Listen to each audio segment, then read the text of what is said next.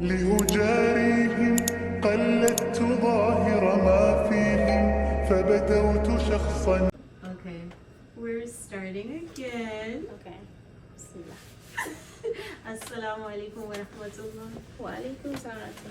How are you? I'm good. Now you crossing your leg again. What's up with you in this pose? I don't know, mix. I don't know. Oh, okay, fancy. It gives me the vibes. Say your first and last name for me, please. My first name is Fatoumata. My last name is Kensei. Say it again. Fatoumata Kensei. I never heard somebody pronounce Kansai like that before. How do you say it? It's not Kansai. It's A-Y-E, right? A-Y Kansai. Uh-huh. Yeah. Uh-huh. And how you said it? K-A-N-S-A-Y-E. Uh-huh. And how you pronounce it? Fatoumata Kensei. Huh? Isabali. I have to wait. How are you today? I'm good. How are you? I'm good. I wanted to ask you a few questions. Is that okay with you? Mm-hmm. Completely. Okay. We're gonna start very slowly. Where are your parents from? My parents are from Mali and Ivory Coast, but they're originally Malian. They just migrated. Who migrated? Both of them? My father migrated completely. He's still there, but my mother has moved back to Mali and now she's here. So. Nice. And when, do you know when they migrated? My mom migrated back to Mali when I was like 1 year old. And my father, him and her, I think they both migrated since they were little children. They went to Ivory Coast. So my mom was there since she was like 10 years old.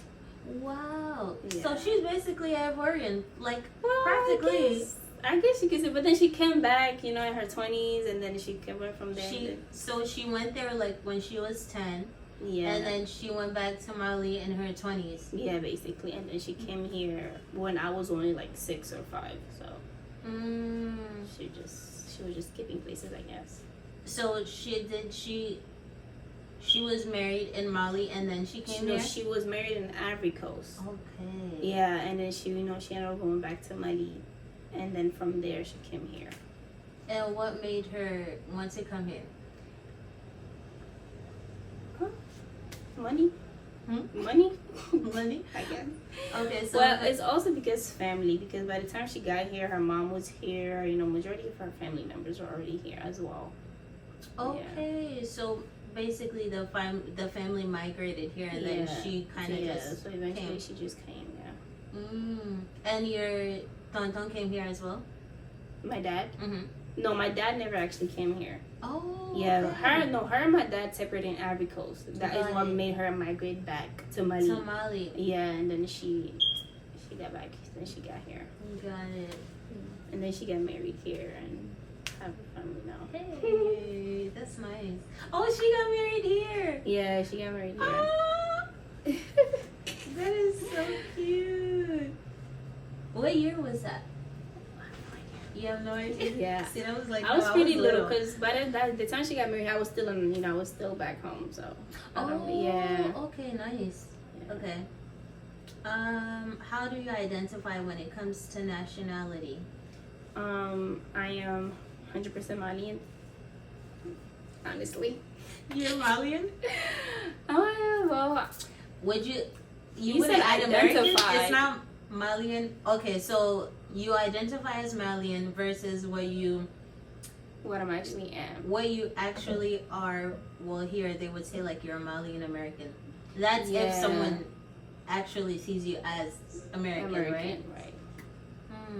So basically, but even though I was actually born in Ivory Coast, but I just don't have no connection with it. Like, not that I don't have any connection with it. You know, like my papers and everything is just Malian. Because from what my mother told me back then, I don't know if things changed now, but back then when you were born in Ivory Coast, if your parents are now originally like Ivorian, they don't give you the nationality still. Like, you will still be considered what you are, even though if you were born there. So you have the So my papers is I'm just Malian. Oh, if that makes sense, like birth certificates and all these things. Ivory Coast is becoming like Saudi. Yeah, that's what she told me. I was like, oh, wow. No, That is news to me. Maybe Because my things change now. sister-in-law lives there, and she gave oh no, she didn't. Sorry. No, my niece was born there, but that's a good question. I need to know if she got Ivorian citizenship. I'm gonna ask about that. That's interesting. Okay, so you consider yourself Malian based on the fact that your papers, Yeah, and my family your originally nationality, Mali. Yeah. and your family originated in Mali. Yeah. What do you know about Mali? I know. Well, I know the culture. I know some of the history, or I wouldn't say most of the history, but I know some of the history well enough. You know, I'm very familiar with our culture, our language, and if you ask me, that's what makes you a part of a country. So. Okay, see that? What languages do you speak? I speak Bambara and English, French. I try. Don't get me started on French. French Please. is one of a hard language. You think it's hard? Yeah. Really? You don't See, think so? no, I refuse to speak it. That's only because, you know, like I told you, I studied colonialism. Oh my goodness. And I really be beefing with France in my head, so I refuse to speak it. I can speak it, but I just, why should I? Do I have to? No, I don't. So, so that's that. definitely beef. That why would I want to speak a language? Why would I want to speak a language that's not my own? Yeah, I agree.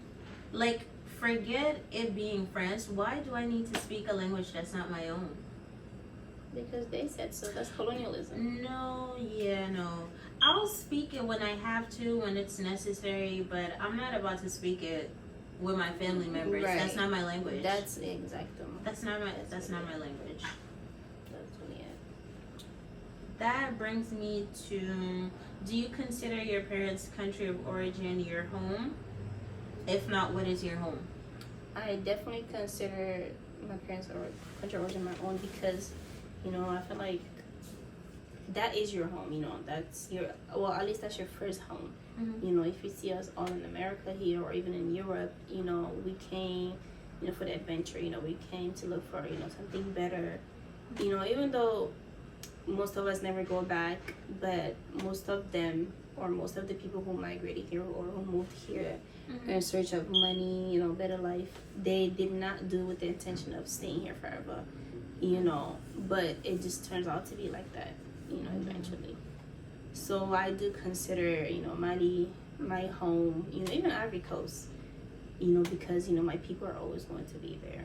You know, if you go over there and you ask for me, they would know. But if you come here and you, like, here we're just living, you know, but I don't want to say that, but I don't want to say we don't have people here. You have people here, but where you're wanted is where your home is at, you know. That's good, actually. When you hear the word colonialism, what comes to mind? When I hear colonialism, I hear conquer, honestly. Like you just, you know, like conquering. Conquering? The reason I bring that up is because, like you mentioned, the reason why parents migrate here is to have a better life, quote unquote, but really for money, right? So that makes our parents and grandparents economic immigrants, and the only reason why most of us are coming here, well, I feel like our ancestors are descended, like people we descend from are coming here is because they don't have a choice. Right. There's something back home, but even that, like, even when you have your degrees and stuff, it just doesn't work out. It doesn't work out. The work is not there. It's not there. It's not there. But The nowadays, is messed up. in 2023, though, I feel like work is there, but people don't want to work. That's true. Even here. Right? And I'm not talking about office jobs. I'm talking about skill work. People don't want to farm. Everyone wants to be in an office, and that's not the reality. Exactly. Everyone wants to be a businessman. Everybody, oh my god. We need like the work farmers. is there. Yeah. I feel like that's really a good point, because once you know, as long as you know your country is not as developed, there is work to be done. Like, work is there. Thank you. That's really what it is. Like, it's so much work to do, but how do we get this work done? You know, how do we build a system where we're in control of what's being done? You know, building the country. You know, but that's connected to colonialism. You know, like just the other day I was speaking to someone about the, you know, the currency, the Malian currency or the Francophone currency. Yeah. You know how, you know, you have 10,000, but it's really just, what's 10,000? It's 2K, right? 2K. 1K. Wait, 2K. 10,000? Oh, you mean like 10,000 francs CFA? Yeah. I don't know by heart. But if you were to, like, just the numbers and the currency is so unmatched, like it's so uneven, you know. So it's like, but they say, you know, it's France has control over that. You know, I don't know too much of that politics, but you know, it just shows that the country is not in the hand of its people, you know, and that's because of colonialism. And how can we get out of that?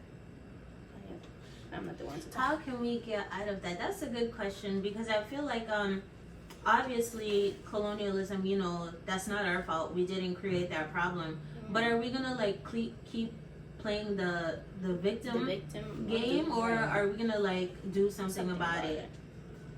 That's where I'm at with it. We already know what happened. Are we gonna just say, oh, this is what it is, mm-hmm. and do nothing, or like this is what it is and let's do something?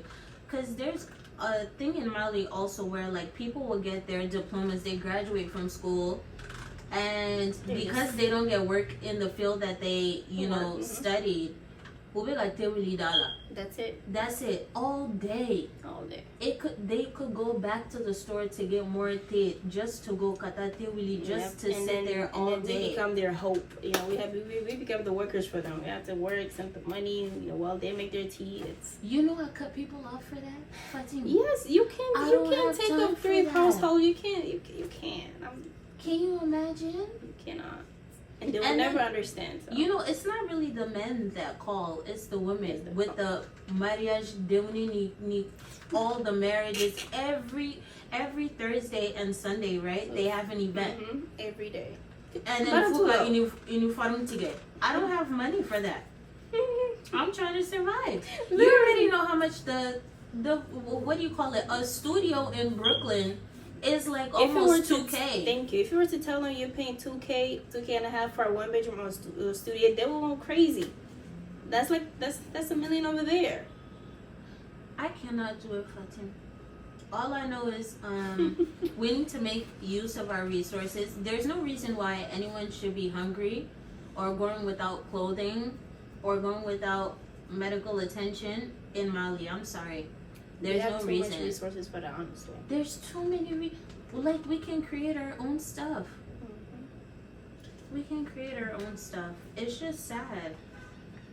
But then again, I keep asking where home is because I feel like some of us have to stay here because we need to. The reality is we still need to be here to make the money to help things move along. Yeah, but then there are some of us that need to actually go back.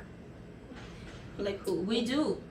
And when I say go back, I don't mean to live there full time. But we have to be on the ground to know what's going on. Yeah, we literally have to be there. You can't just be here. Yeah, you can't. It's not gonna work. And I mean that from like Malians abroad, like not just New York, but everywhere. Europe, that is very true. Canada. Because we sit here, we say, oh, money is this, money is that. You know, we cannot just expect it to be built. We're part of it, you know. If we're sitting here complaining, it's because, you know, like, I'm fascinated, I'm like, we have to play our part. And, you know, if, you know, we're lucky enough to see, you know, to travel the world and actually see the difference, we might even, you know, have a better chance of making a difference than the people that are already there. You know, I do believe that, you know, but what does it take? But sometimes I also, you know, ask myself, what makes me think, you know, what makes me think that I could leave here and go and make an impact over there when I don't know all the reality of, you know, like the country, you know. That's true. I feel like that's something that sometimes I blame myself, or, you know, I would say, oh, if I go, I'm going to make a change, I'm going to do this. But how do I even begin to do that when I cannot really relate to the people 100%, you know? Mm-hmm. So, is, you know, is it, do I get that from education? Do you get that from this? I don't know. Because a lot of time too, also, you know, people, you know, who come abroad, they do this and they go, but they use the people of their own country. You know, they're using it to their advantage. You know, they're not really there to help. They're there to elevate themselves only. No, don't get me started on that. Don't get me started on that. Mm-mm. I was gonna say, do you see yourself practicing traditional Malian values since you consider yourself Malian? Yes. I feel like where you go does not have to devalue. Wherever you go in life does not take away the value of where you come from. You know, I feel like you are where you come from. You know, if you come from Mali, you come here, you know, you take off your hijab, you know, you put on your makeup. Who's going to point fingers at you? Who's going to say, people don't know.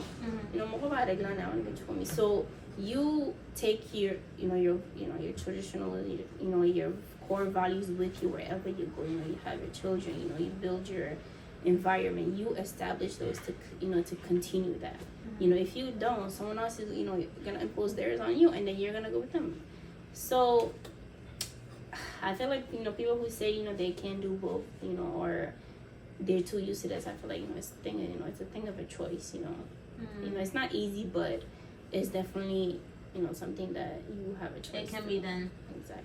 But I feel like in our generation and the younger generation, practicing like Malian values it's almost like becoming a thing of the past.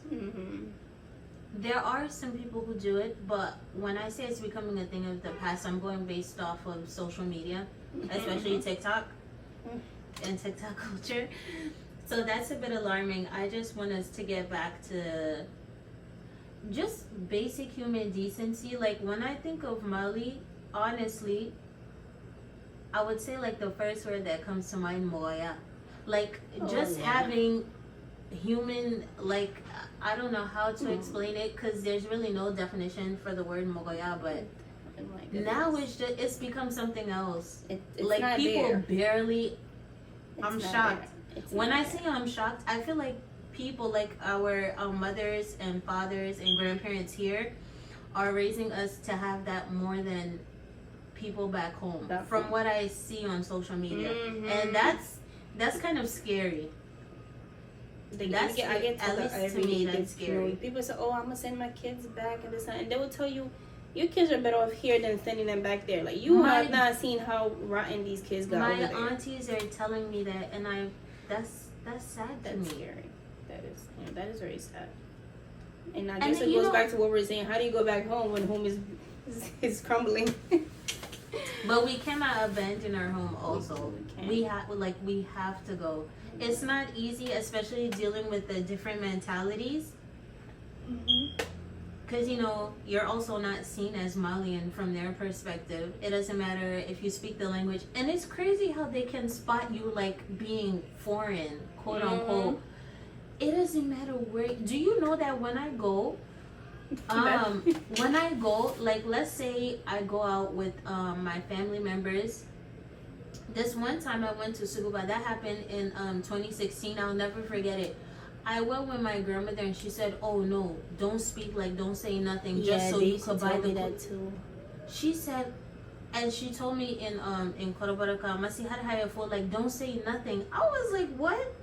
Like what is happening?" But you know, I didn't say anything. They can catch on me. And they still you try speak to the triple best Bambara. They still catch on. They look at you. I'm like, what is this? That was me every day when I went. If getting in the cabs, me playing playing along as much as I can, but it's just. You know, I'm like, but you see, you know what's crazy is if you started acting like you were not quote unquote Malian, that would be like you cannot win. You can't. You're always in the middle. That's the part that has you think that. And so my 3 things about living in Mali, the difference in mentality. That's one. More importantly than that, I feel like people abroad take Islam more like serious. Yeah. when I mean take it more serious, something as simple and as obligatory as prayer. Like, you're not praying, but you don't want me to pray on time. I didn't come to you to tell you to get up and pray. But when it's time for me to pray, you have an issue. That's something that actually, that's it breaks my heart, because especially Mali was known for it, for the deen. Mali was known for the knowledge. But to see that today, just the knowledge of deen, it's like it's running with air within Mali. Like, they want to take and then, like, there are different. And then I think what breaks my heart more than that is, obviously everyone is not going to practice Islam the same. That it didn't start today and it's not going to end tomorrow. Mm-hmm. That has been from the beginning. But then, like, people start insulting and bashing each other online because of especially the imams. TikTok today. It's a fight. Even what is happening? They're like, oh, there's like so many different, what is it? Sex, or this, or that. I'm like, I don't know these things. We don't know these things. I don't know any of these things. I just call myself Muslim. That's it. You can't even don't even dare to do another one. Someone will come for you. What? You call you anything else than that. Even when they come in, they're like, oh, you guys are doing this. I'm like, this is normal. This is Islam. Like, what other Islam are you guys doing? You go, you're praying, you're wearing clothes, they call you, oh, you're a Wahhabi, or you're at this, or you're at that. I'm like, I don't know this. Like, what are you talking about? All of a sudden, when you wear hijab and it's not, and like, let's say, like, obviously it's hot in Mali, so sometimes, like, you just can't. You just can't. But I'm not gonna show my neck in public. Mm-hmm. So they're like, oh, like, is it your head or is it my head? Did I tell you to put it on your head? And then the other thing is also like, and they they want to make your clothes tighter for you. I said no, I don't want tight clothes. I like it the way it is. I want it loose. It's in their DNA. They can't even do it. I remember that was the Ivory Coast. I made a few clothes over there. And I literally told them, you see me, I'm hijab. I'm like, don't make it tight, make it, something normal so I could do, like everyday wear. Yeah. He made about 20 clothes for me, and every single one of them were tight. I had to go back to him and loosen every single one of them. Why do they do that? It's like they just can't. It has to, it's crazy. And that's why I'm learning how to make my own clothes. As you should. Because I can't. And then don't get me started with the jilbab stuff either. Because you want to support people, but then the jilbab is like $70. I don't have $70 for it. No, I don't have that type of money. They're gonna have to wait. Even when I get rich, I'm not gonna have that type of money. I think that's also the crazy part of we're here. Like, why is it that our Islamic clothes are like, so expensive? Exactly. It's like, but the thing is, when you go to Dubai, when you go to other countries in the UAE and Saudi, it's actually not expensive.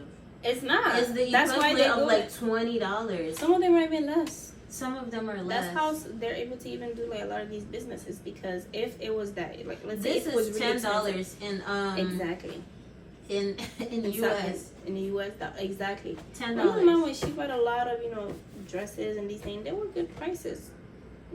But then when you come here, they're like, oh no, because of shipping, because of, I don't even know. Even, what's it called?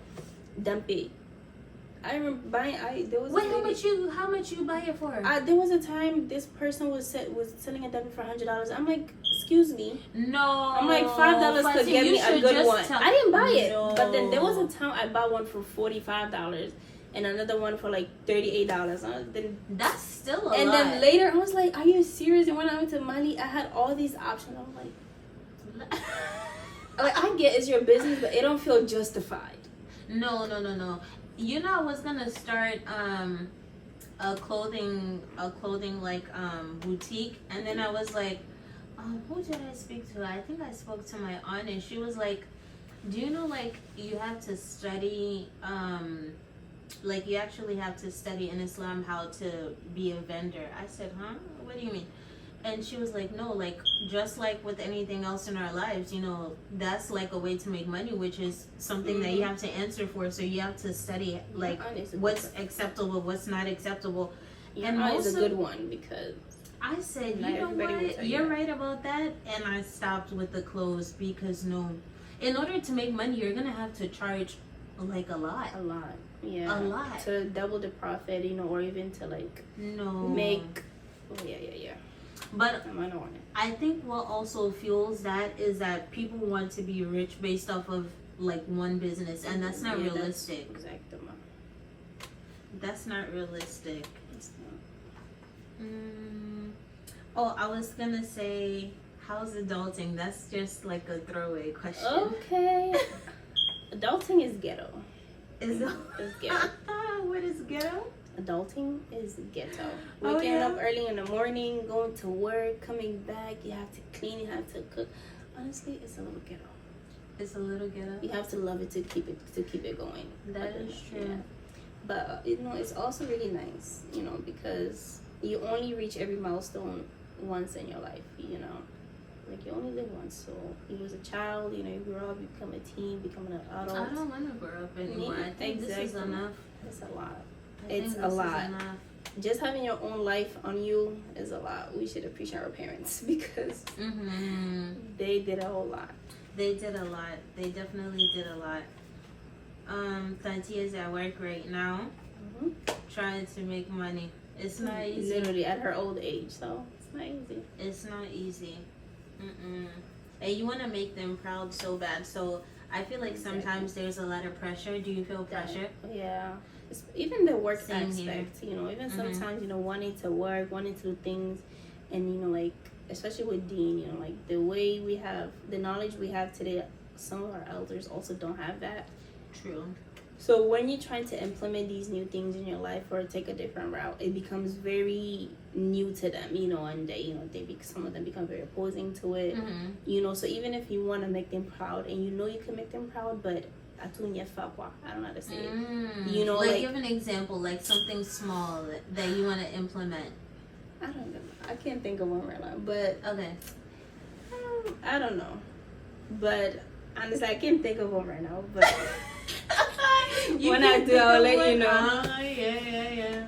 Can you think of one? Huh? Can you think of one? That I want to implement. I mean, I think it's there, but just it's not coming to me right now. Let me think. Honestly, it wouldn't be from my parents, like my mom. It would be from maybe family member back home. Yeah, like if they were to see something, or yeah, it would be when I visit back home. But here there are no issues. That's what I'm saying. Like it's back home that's really the pressure is like, it's funny how here I could travel with my portable prayer mat and pray anywhere and no one would like try to stop, but back home where it's so odd to them. Like, why is that odd? I don't know how to explain it, but that makes me really sad. Like, I'm disappointed in that aspect. Exactly. That's like, what I mean. Like, you see how that's something to be proud of? You know, even if you're here, someone were to see, you know, you just trying to be on your deed is hard, especially being in the West. You know, you implementing your culture, your religion and everything, but then going back home where we could say it all started, they're looking at you odd now. They're looking at you like, you know, like you're the stranger to them now. They're looking at me like I'm crazy. You know, it's like, how do you make them proud when this is something to really be proud of? You know, it's not, like you're doing something very, very good, but, you know, it's not big enough for them. But that just disappointing. But you know, the thing about Islam is we're supposed to guide each other. Well, at least not guide, but try to inform and just not be judgmental, because right, Allah judges. So we have to take the time to find a way to remind them. It's not easy, but someone has to do it. Yeah, definitely. Not that encourage it is no. I don't know. It's just, that's a lot. It is. Sometimes it's easier to just do your own thing, you know. It's very easy to do your own thing, but then you think to yourself, Allah, I'm gonna have to go. You know, this is gonna be another thing to respond to on the Day of Judgment. Exactly. I don't think I have time for your deen. You know, what did you do? I don't think I have the mouth to answer that question, so let me just deal with it here. So I don't have to deal with anything over there. Yeah. But it's easier said than done. No, really, it's not easy. It's not easy having to deal with that. It's not, especially being a female too. I think that makes it even more hard. And being married, yeah. You have a lot of burden, and it gets, people minimize it so much, but the burden is a lot. I feel like just trying to implement something new, let alone trying to practice Islam the way you want to. It's not hard here. It's hard back home. Back home. I say this all the time. I could walk even if I were to wear a niqab, I could walk to my supermarket, to my workplace. Nobody's questioning me. I do my work, I do my thing, I come back home, I'm happy. But back home, what is the eyes, the mouth, it will kill you. I don't know. I don't know. What is that? I don't even know. I think it's colonialism. It's just the fact that, they don't think it's, it's modern, it's not civilized, or I think it just kind of go back to that. Get brainwashed. That plays a part, but in 2023 with everything that's available to us, I also feel like as much as colonialism plays a part in African history and world history, we have to take accountability for the fact that we're not learning, we're not informing ourselves of what's going on and how to actually move forward with our lives. That can't just be the sole answer to everything. At this point, no way. No one's reading. Do you know that I brought a book? I brought a book to Mali and I was reading outside in the afternoon. And they looked at you. No, the little kids ran past me and they were laughing, and then they pointed, like, what? Wow. They were pointing at me and laughing because I was reading. That's scary. I said, that's sad, actually. Little kids. That goes back to the education of what are they doing when it comes to education. Education, there's not just one form of education. Like, there are people who who do Islamic studies, so like Quran and stuff like that. They learn ahadith and stuff, but none of it is being taken seriously. That's the point. No part of, like, there's no education that's being. There are people who do like cultural studies, right? None of that is being taken seriously. Right. I think one day majority of the population is also just waiting to grow up and go on an adventure. Go to another country. Even if it's not America, they go into some very like more developed country within Africa. I feel like, especially in Mali, like I heard a lot of especially the young men are not staying there. To the point they just marry, leave the woman, they go on an adventure. They marry, they leave the woman, go on, because everybody's looking for literally. That's like the mentality. When I grow up, when I reach 18, when I reach 20, 25, I'm gonna get out of here. I'm gonna go look for men.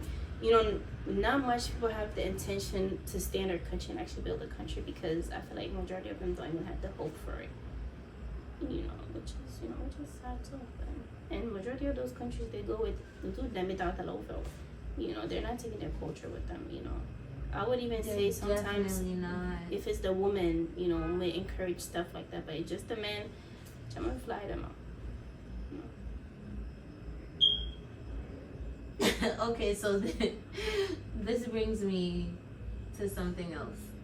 How do you feel about Malian men dating not outside of their culture but their race completely?